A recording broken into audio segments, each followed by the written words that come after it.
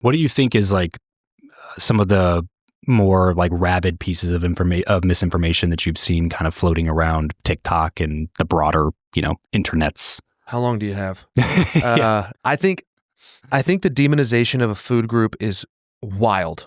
I think it promotes disordered eating and full-blown eating disorders, dare I say, in people.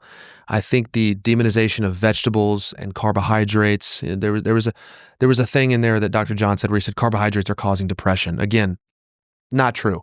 But you could argue that a lot of, the example he used was cookies, cakes, right? We need to understand that people aren't addicted to carbohydrates. They're addicted to the combination of carbohydrates and fat.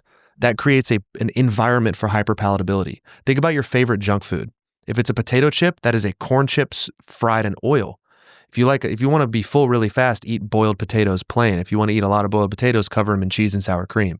The combination of fat and carbohydrate creates hyperpalatability and a lack of satiety. It overloads our dopamine receptors. And they have engineers that work on this stuff to leave just the right amount of dust on the Dorito, just the right amount of chocolate in the Oreo so that you go back in. Make sure you keep dipping in, yeah. Yes. So the demonization of processed food, I can get behind. Absolutely limit that for your mental health, your organ health, your physical health, your body composition. But, sweet potatoes aren't going to make me depressed. Blueberries, probably not. I could eat blueberries until I'm blue in the face and probably not gain a lot of weight. So it's the absolute take of, I think there needs to be an attack on processed food and hypercaloric food and food engineering. Yeah. But the truth is, I've gotten shredded eating potatoes and rice and cereal even because I tracked my caloric intake. So the demonization of a certain food group is, I think, rampant. I think that probably how do I say this in a way that's tender, love, and caring? I can't. The victimization of women with certain illnesses, as I alluded to earlier, they are being preyed on by some of these doctors and gurus and creators that, oh, you're broken. I have a female creator who's an internet friend of mine. Her name is Beth Farraco. Shout out Beth. She's a huge creator. And she says the wave of female creators telling women they're broken, you have PCOS, you're broken, you don't work right, buy my product, it's a problem. You're telling people they're defective. And so I think leveraging people's illnesses as being the reason they can't lose weight rather than a lack of accountability, and the demonization of one particular food, whether it be people are saying too much protein's bad, too much fat is bad, too many carbs is bad. That's just not true. Again, we exist somewhere in the middle, but you can't package that and sell it. Yeah. And so it's not sexy advice. And it's honestly why some days I wake up and I'm like, why are these people listening to me? Yeah. I'm not saying anything crazy. My takes are actually boring if you take out my hyperbolic humor. Yeah. And so those are probably the two that I'm seeing the most in my algorithm. Yeah. And I see a lot of people too with the blind trust of the traditional system that's just not meant to keep us healthy. Yeah. Can you speak to that at all? FDA and pharmaceuticals and trusting somebody just because they have an MD at the end of their name? Did you happen to catch the Hims and Hers Super Bowl commercial? I don't think so. I made a video about it and it went very viral. It was all over. This topic was all over my algorithm. Great point. The lack of attention to lifestyle and habits versus the focus and prioritization on medication is wild. Now, I'm not sitting here telling you that I'm against Ozempic or GLP-1s. I think there are people that probably would benefit from it because they might die if they don't have medical intervention. They're in emergency state. 300 pounds overweight. They have deep-rooted traumas that maybe cause them to use food as a vice. You still have to treat that root cause. But GLP-1s can save people's lives. Now, we're starting to see some potential adverse side effects from GLP-1s, but my opinion, independent. The reason I bring up that commercial is the Hims and Hers commercial made this absolute banger of a Super Bowl ad talking about how Big Pharma is using drugs and narratives and processed foods to keep us sick. They talk about how 55% of the U.S. is obese, how 160,000 people a year die from obese-related conditions. And I'm like, I'm on board. What are they about to pitch?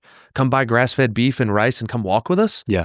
And then they go, oh, and by the way, we sell Ozempic and it's cheaper. And I'm like, oh, fuck, you were almost there. You were so close. Yeah. And so it's this, not a demonization, but a complete disregard for habitual changes because I can't sell you walking. I can't sell you protein. It's all free. Right. Yeah, it's all sunlight's free. Sunlight's free, baby. And it's the best thing you do for your mental health. And right. It was a really great, ironic, dystopian example of how far we've gotten from the truth, which is, I'm going to show you what's wrong with Big Pharma and then tell you I'm a part of Big Pharma, but I'm cheaper. So come buy my GLP-1s that, by the way, have no regulation on them. It's crazy they can sell it.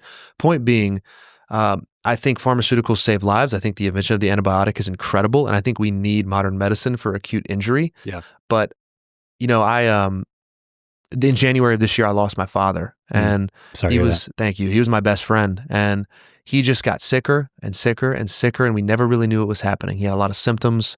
He had fatigue, muscle wasting, and from the time we realized something was wrong to the time he passed, January 19th of this year, was about 7 months. Wow. And I got to watch someone I so deeply loved, cared for, and respected. I mean, he was my best friend. We had a special bond. And it ended up him being, my hero to me being his caretaker. And it's part of why I'm so devoted to this lifestyle, because I know, he was my best friend and an incredible man, but he didn't pay a lick of attention to his lifestyle. He smoked, he ate whatever he wanted. He was never overweight. But when you smoke for 60 years, you don't prioritize whole foods, something can go wrong in here. Yeah.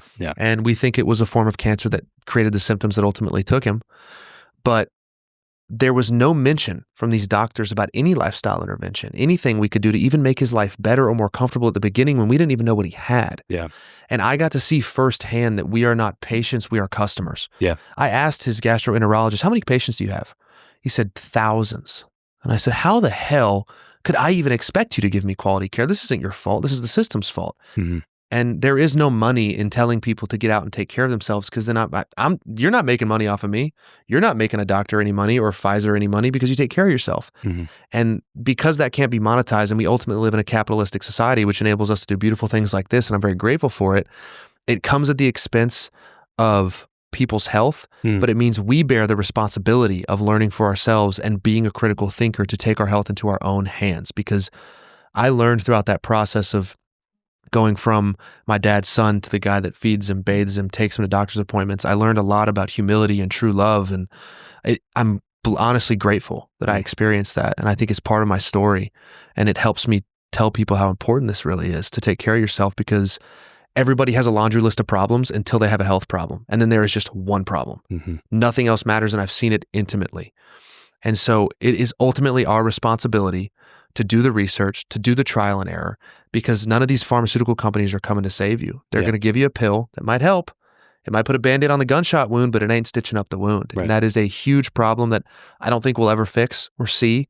And so it ultimately comes down to radical responsibility and extreme ownership of one's own life. How old was your dad? He was 71. 71.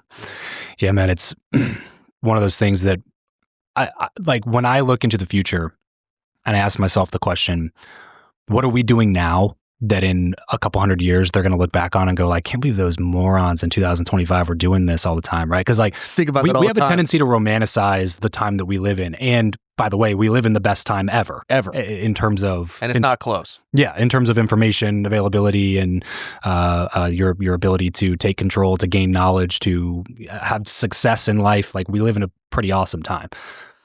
But that does not mean that we're correct about everything. Yeah. And there's going to be, there's obviously some things that we're going to look back on and be like, I can't believe people were just walking around. And I think the pharmaceutical industry and the blind trust and loyalty to MDs is going to be one of those things that we look back on and go like, remember when they used to just like eat this stuff? You know what I mean? Like that was crazy. I can't believe those people were doing that. Yeah. And you know, it speaks to that issue a lot, man. We see this, you know, with our generation, because for all intents and purposes, like our parents' generation and their parents' generation gained a lot from Western medicine. And there were massive leaps in life expectancy and things like that in the last 150 years, largely due to Western medicine. And I'm not one of those people that vilifies everything from Western medicine. You know, if I need surgery, like, yeah, I'm going to go to a qualified surgeon. I'm not going to go to my holistic health doctor and ask him to cut me open. You know what I mean? So like they both have a place, but everybody tends to just fight each other instead of ask each other, what can we do to help each other solve the problem more effectively? Yeah. And it's always a combination. There's always like some pieces of this that you can take and some pieces of this that you can take, but full circle, it means that you are going to have to put in a little bit of work to figure out what combination of those things is going to be the best thing for you. And I think that's the bigger message that anyone listening could take from this, is that in all things in life, everybody knows something you don't. We keep saying it. It is Western medicine. There was a time where if you got a compound fracture or a gash in your leg, you could die. And now we have antibiotics. Thank God. Yeah. Or thank Western God and Western medicine. Yeah. And so it absolutely has its place, but the average medical doctor, don't quote me exactly on this, but I'm 95% close. The average medical doctor through 12 years of schooling, because that's the average length of undergrad to medical residency into an MD, gets about, I think, 8 to 10 hours of nutritional training. 8 to 10 hours over 12 years. You can't expect that person to be an expert. I mean, I'll never forget the day we thought my father had cirrhosis. It was a misdiagnosis, but we thought he had cirrhosis of the liver. They were confused. My dad didn't drink. And the first thing the doctor said was high protein diet because cirrhosis causes muscle wasting. He was gaunt. He was losing weight quickly. And he said, your dad needs at least 70 grams of protein a day. And I went, are you fucking kidding me? 70 grams for a guy with muscle wasting? And we know that that's the RDA minimum to not be considered protein deficient. But for a guy with muscle wasting, or for you, if you're resistance training, I train twice a day sometimes. I'm on High Rocks prep right now. The majority of my year is that 3 times a week walking, but right now I'm prepping for a fitness race. And the heavy lifting, the running, if I were to eat the RDA minimum of protein a day, I would waste away. I would always be hungry. I would be fatter. And so you take a guy who's dying from a muscle wasting disease and you tell me he needs the minimum amount of protein. How up to date are you on literature? And to that point, Dr. Peter Attia, who's an incredible authority in the space, put out a stat once that said something to the effect of, from the time a cutting edge study hits the table and we know about it to the time it's in modern medical textbooks is about 10 years. Oh my gosh. So these guys are learning nutritional information from 2010 and still referencing it. A lot has fucking changed. Yeah.